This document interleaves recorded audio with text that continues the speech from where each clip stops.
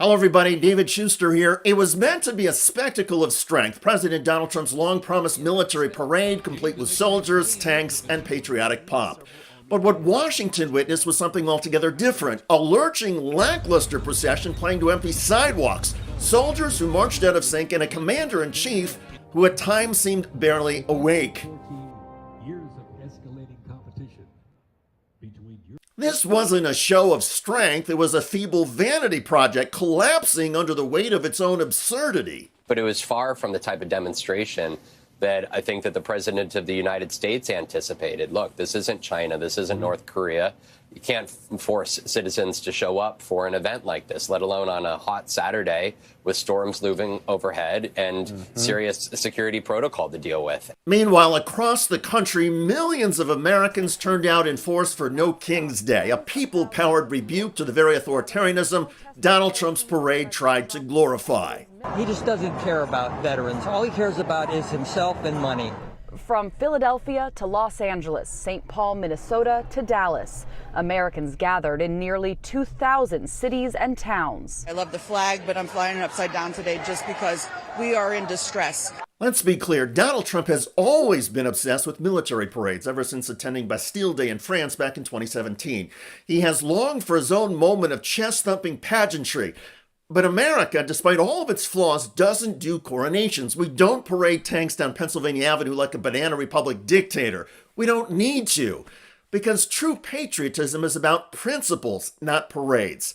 Yet there was Donald Trump on Saturday, front and center on a makeshift viewing stand like a sedated guest of honor, as military units, hastily assembled and poorly rehearsed, walked down Pennsylvania Avenue. Organizers had touted as a historic show of American pride. But pride was hard to spot among many of the troops. As the headline says, Trump sent humiliating message by awkward way soldiers marched in D.C. parade. Many of the soldiers seemed unprepared. This footage quickly went viral, and countless veterans noted that troops could march in lockstep if they wanted to. But never mind the soldiers, there were wide swaths of open grass and sparse crowds even directly along the parade route.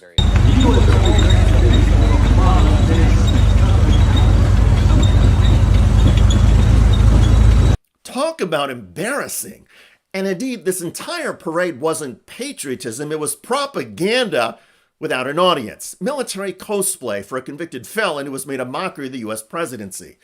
Trump's disappointment seemed clear in the unusually brief message he posted on Truth Social. What a great parade. Thank you, Army. That was it, other than a few videos that Donald Trump added. There are now several published reports that Donald Trump was disappointed by the parade and angry. His birthday celebration got eclipsed by the No King's Day protests. More on that in a moment. Trump's parade flop could have been predicted, of course, because once again, Donald Trump used public service members, soldiers, as props for his own fragile ego, dragging our armed forces into a crumbling cult of personality that is losing its grip on reality and eroding public support. And while Donald Trump was busy playing emperor, America was busy saying no thanks and showing what real democracy looks like. In over 2,000 cities, millions of people poured into the streets for No King's Day, a grassroots movement that began as a reaction to Trump's increasingly monarchic rhetoric and has grown into a full-blown national celebration of democracy, equality, and resistance. No tanks, no brass, just marching feet, loud voices, and a clear message. America doesn't crown kings. We want to make sure that we can fight against the authoritarianism that's happening as we speak. Across the United States, the atmosphere was electric, peaceful, resolute, and deeply American. Again, compare that to the footage of Trump slowly slumping forward in his chair as soldiers tripped over a poorly timed cadence. Trump looked tired, not just physically, but ideologically.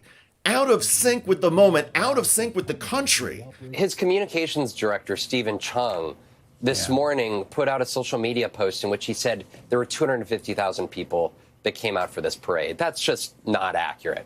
It's not even close to accurate. And so that's the way that this White House would like to present it. The contrast between the faltering parade and the booming protests couldn't have been more clear. One marched for Trump's image. The other took to the streets for America's soul. Trump and his shrinking base want a country where might makes right, where institutions bend to the will of one man and where dissent is punished. No King's Day stands for the exact opposite, that no one is above the law, that democracy is not a spectacle but a daily struggle, and that true patriotism means holding power accountable, not fawning over it in gold-plated stadiums. And here's the kicker. Even many conservatives are starting to wake up. Veterans groups that once held their noses and voted for Trump are beginning to voice discontent. Active duty service members are expressing growing discomfort with being dragged into political stunts. And independent voters, according to public polls, are leaving Trump in droves. The emperor has no crowd, and no amount of brass bands or fireworks can fix that. Donald Trump may want Americans to look at tanks and look at him and salute, but millions of Americans this weekend chose to look at each other and march, not in formation, but in solidarity. By the way, Massachusetts Senator Elizabeth Warren, Democrat, recently ripped Donald Trump's Treasury Secretary to his face. Will this bill increase or decrease the deficit? They're varying scoring on that, Senator Warren. You're the Secretary of the Treasury, so I'm asking you, what is your view? Will this bill increase or decrease the deficit? It is my view that over the 10-year window, it will decrease. You know, do you have anybody who agrees with you on this? Yes, ma'am. Let me ask my question. Okay. Every credible independent expert agrees that Trump and the Republicans' big, beautiful bill would add trillions of dollars to the national debt and would not even come close to paying for itself. The nonpartisan Congressional Budget Office, the Penn-Wharton budget model, and the Yale Budget Lab all agree on this, and they're looking at 10-year windows. Thank you. First of all, a huge portion of this goes to family-owned businesses that are pass-through entities that are below that level, Senator, and I am sure you share my goals of Main Street prosperity. You know, I'm glad to do tax cuts for people of modest means. The question I'm asking is, why does the deficit not matter to you when we're talking about knocking 16 million people off their health care? Well, that figure is overstated by 5.1 million. That is an amount not attributable to provisions in this bill. So you think it's okay just to knock 10 million people off their health care? First of all, let's set that straight. Work requirements account for 8 million of CBO's claim number. Again, we're creating an economy that promotes and rewards. It's clear, Secretary Bessent, that you don't want to answer the question. No, Senator, I am answering it. No, you're not. And what I want is for Medicaid to be used for mothers and children as it was meant, not for 1.4 million illegal aliens, not for able-bodied people. Medicaid is not used for people who are not documented. Mr. Chairman, I just want to say here, the part that troubles me the most is that the Secretary is deeply worried about the deficit and is willing to knock 16 million, or as he says, merely 11 million people off their health care.